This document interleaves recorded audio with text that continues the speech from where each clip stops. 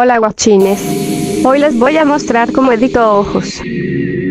Espero les guste y me entiendan pos.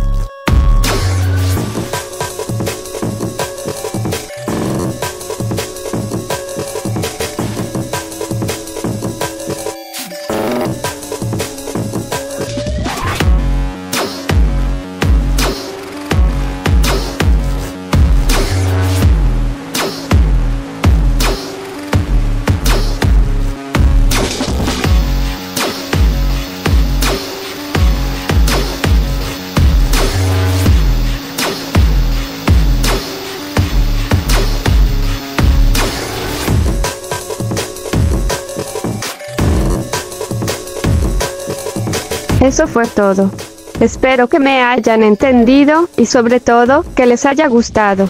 Recuerden dar like y suscribirse, así sé que quieren más tutoriales. Adiós people.